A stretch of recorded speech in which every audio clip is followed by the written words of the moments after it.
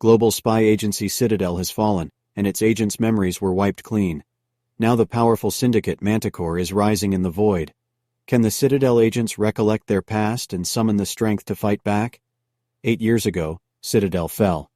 The independent global spy agency, tasked to uphold the safety and security of all people, was destroyed by operatives of Manticore, a powerful syndicate manipulating the world from the shadows. With Citadel's fall, elite agents Mason Kane and Nadia Sin had their memories wiped as they narrowly escaped with their lives. They've remained hidden ever since, building new lives under new identities, unaware of their pasts. Until one night when Mason is tracked down by his former Citadel colleague Bernard Orlick, who desperately needs his help to prevent Manticore from establishing a new world order. Mason seeks out his former partner Nadia, and the two spies embark on a mission that takes them around the world in an effort to stop.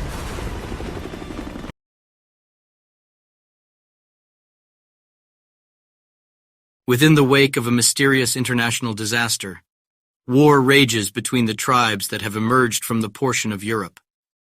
3 siblings from the peaceful origin tribe are separated and made to forge their own ways. 3 siblings commenced altering the fate of Europe once a worldwide catastrophe causes Europe to fracture into dystopian, unpeaceful social group microstates. World Health Organization compete for dominance over the opposite states. Siblings get trapped within the conflict once they get possession of a mysterious cube review.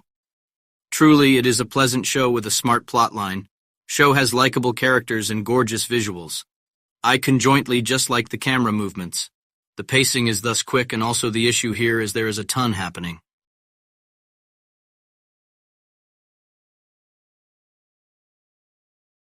An epic show featuring Jason Momoa and Alfre Woodard is set 600 years later after an infection has devastated mankind and delivered the leftover populace dazzle.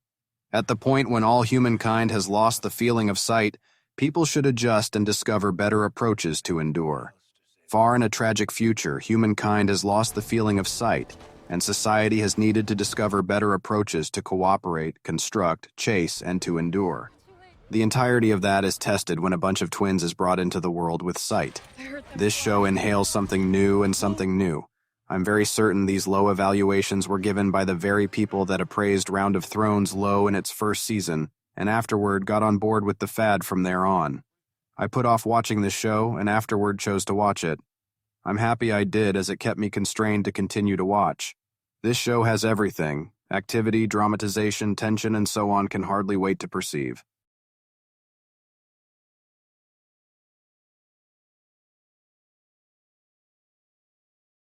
A kid who is half human and half deer gets by in a dystopian world with different mixtures.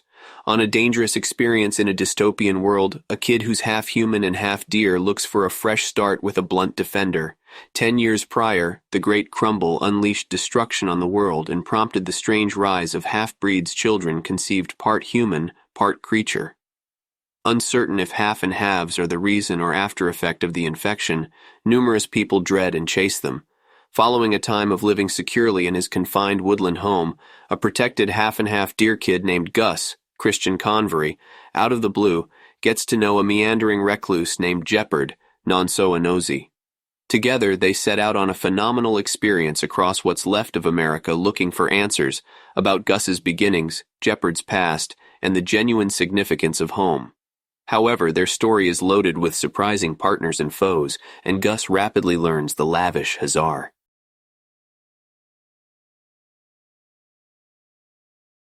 Moiraine, an individual from a mysterious association, takes 5 youngsters on an excursion, accepting that one of them may be the rebirth of the dragon, an influential individual forecasted to save the world or obliterate it. Set in a high dreamland where sorcery exists, however no one but some can get to it, a lady named Moiraine encounters 5 youngsters and ladies. This starts a risky, world-traversing venture. In view of the book series by Robert Jordan.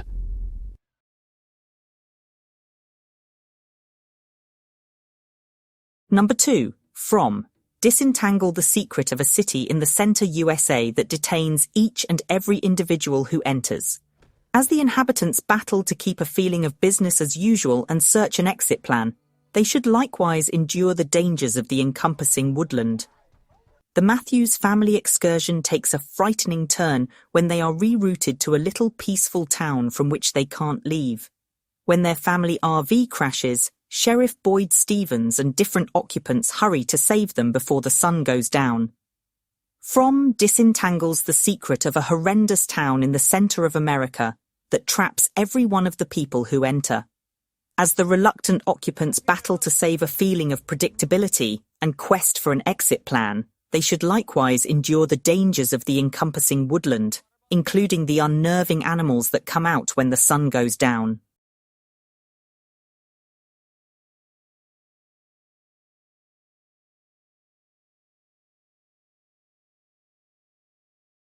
Hello, welcome to our channel, brothers and sisters. So in today's video, I'm going to break down the series called Black Knight. In this, a legendary delivery driver, 5'8", with exceptional battle skills, and a refugee Sawal, who dreams of following in his footsteps. In 2071, where people depend on respirator masks to breathe, only 1% of the human race has survived, and a strict social stratification has been established in the deserted lands of the Korean Peninsula. Delivery drivers play a crucial role within this system, and for refugees, becoming delivery driver is their only hope for survival.